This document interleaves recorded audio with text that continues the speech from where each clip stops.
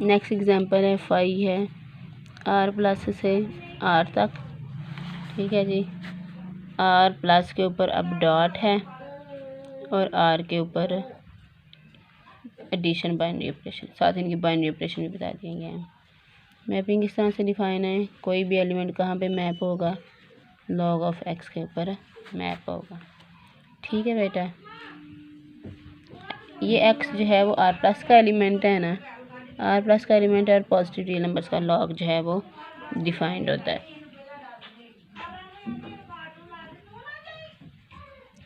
इसको हमने homomorphism show करना, होमोमॉर्फिज्म शो करने के लिए क्या करेंगे, फाई ऑफ, अब इसका जो बाइनरी ऑपरेशन है डॉट है, X dot Y is equal to phi of X, और इसका बाइनरी ऑपरेशन क्या है, प्लस फाई ऑफ वाई, ये शो करना है हमें। पहले जो था आपके पास है ये इधर था जो पिछली एग्जांपल थी, और ये इधर था, तो इनके दरमियान प्लस आया था और इनके दरमियान डॉट आया था। अब एक्स और वाई चूँकि आर प्लस का एलिमेंट है और आर प्लस का बाइनरी ऑपरेशन क्या है डॉट, इसलिए इनके दरमियान डॉट आएगा, और फाई ऑफ एक्स और फाई ऑफ वाई जो है इसके एलिमेंट्स हैं आर के, तो इनके दरमियान आर का बाइनरी ऑपरेशन आएगा।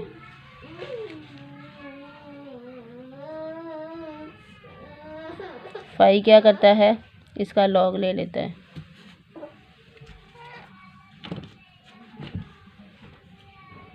हम जानते हैं कि प्रोडक्ट का जो लॉग है वो सम में कन्वर्ट हो जाता है। लॉग ऑफ एक्स क्या बन जाएगा, phi of X, log of Y क्या बन जाएगा, फाई ऑफ वाई, ठीक है जी। तो ये होमोमॉर्फिज्म बन गई है, phi is homomorphism.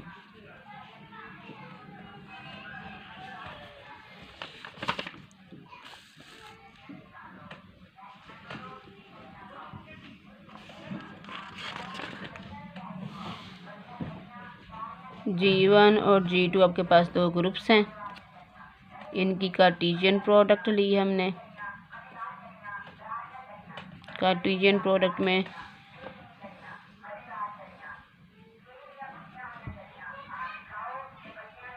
Order pairs आएंगे, सच दैट पहला एलिमेंट पहले ग्रुप में से, दूसरा एलिमेंट दूसरे ग्रुप में से है, ठीक है जी। और इसके ऊपर बाइनरी ऑपरेशन हम कैसे डिफाइन करेंगे,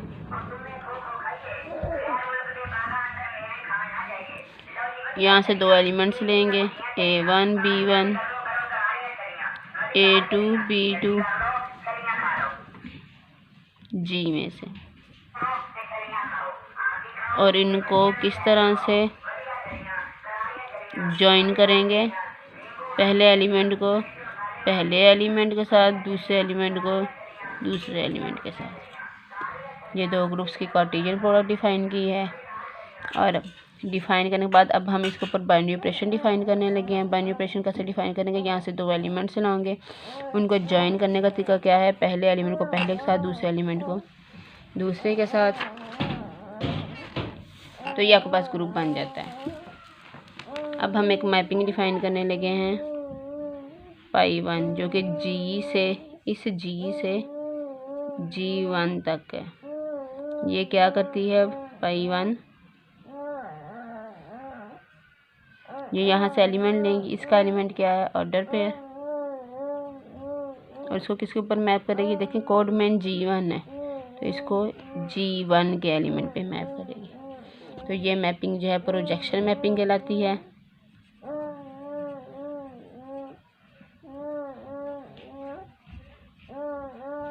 प्रोजेक्शन मैपिंग कहलाती है, और ये आपके पास होमोमॉर्फिज्म भी बन जाती है। कैसे, ठीक है जी। मैपिंग डिफाइन की थी हमने G से G1 तक, किस तरह से, फाई ऑफ ए बी आपके पास क्या है, G का एलिमेंट है, और G1 जो है ये A जो है वो G1 का एलिमेंट, इसको G1 के, इसको हमने, इस मैपिंग को हमने कहा ये प्रोजेक्शन मैपिंग है, इसको होमोमॉर्फिज्म प्रूव करना है। होमोमॉर्फिज्म प्रूव करने के लिए यहाँ से दो एलिमेंट्स लेंगे, A1 B1 A2 B2, इनके ऊपर पाई अप्लाई करेंगे।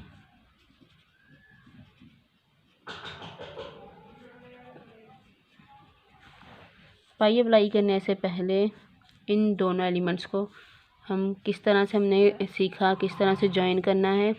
पहले एलिमेंट को पहले एलिमेंट के साथ, दूसरे एलिमेंट को दूसरे एलिमेंट के साथ, फिर हम इसके ऊपर पाई अप्लाई करेंगे। पाई अप्लाई होगा क्या होगा, इस ऑर्डर पेयर का आंसर क्या है, फर्स्ट एलिमेंट। इसको अपने फर्स्ट एलिमेंट के ऊपर मैप कर देता है, A1 A2।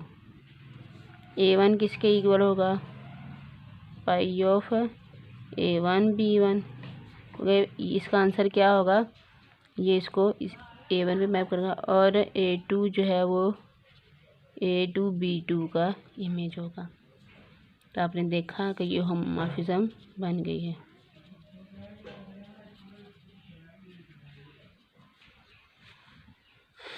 ठीक है जी।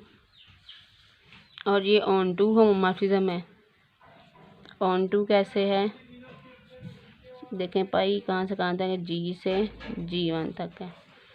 तो ऑन टू करने के लिए हम यहाँ से एलिमेंट लेंगे, एक एलिमेंट लेंगे और हमने फिर इसके अंदर एलिमेंट ढूंढना है। तो हम जानते हैं वहाँ पे एक इसी एलिमेंट को लेके एक ऑर्डर पेयर, इस एलिमेंट के साथ कोई ना कोई ऑर्डर पेयर बना होगा ना, क्योंकि ये कार्टेशियन प्रोडक्ट है G1 और G2 की। तो इस एलिमेंट के साथ लेके कोई ना कोई ऑर्डर पेयर तो बना ही होगा लाजमी, सच दैट कि इसके ऊपर जब हम पाई अप्लाई करेंगे तो ए उसका इमेज होगा। ठीक है जी, ए उसका इमेज होगा।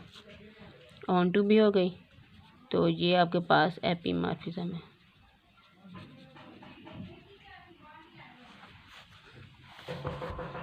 ठीक है जी, तो ये आपके पास एपीमॉर्फिज्म की नेक्स्ट एग्जांपल है। हमारे पास ग्रुप्स हैं Z प्लस और आपके पास C2 क्या चीज़ है, 1 - 1।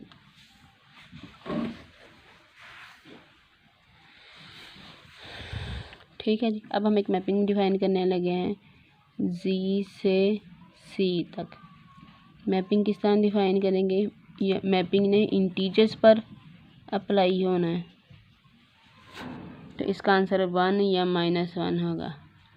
कोई भी इंटीजर 1 पे कब मैप होगा, इफ़ n इज़ इवन। अगर n इवन इंटीजर है तो 1 पे मैप कर देंगे, और अगर इंटीजर ऑड है तो उसको हम -1 पे मैप कर देंगे। अब हमने चेक करना है कि ये मैपिंग जो है हमारे पास होमोमॉर्फिज्म बन जाती है कि नहीं।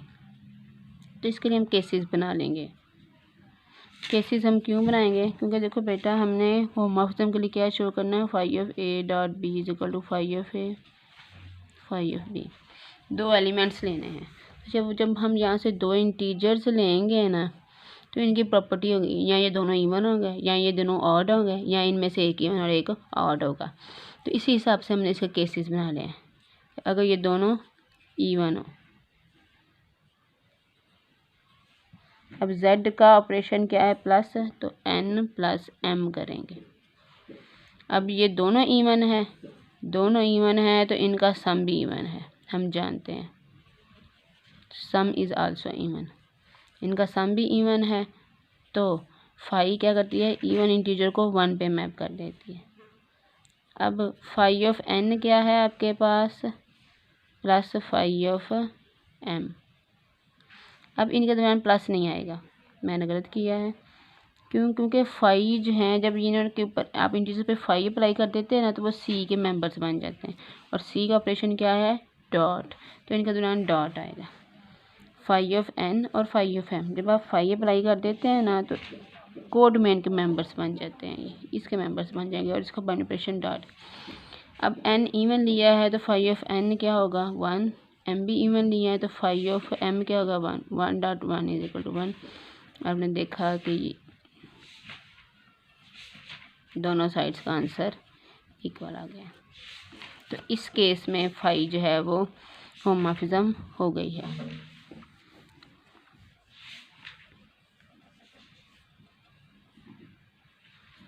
अगला केस हमारे पास क्या है, इफ़ m और n बोथ आर ऑड, अगर ये दोनों ऑड इंटीजर्स हों तो फिर क्या होगा, phi of n plus m।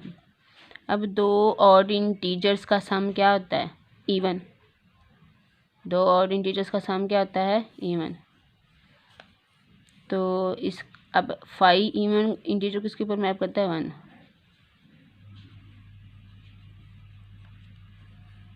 अब phi of n dot phi of m, n odd लिया है ना, तो फाई ऑड इंटीजर को किस पे मैप करती है, -1 पे।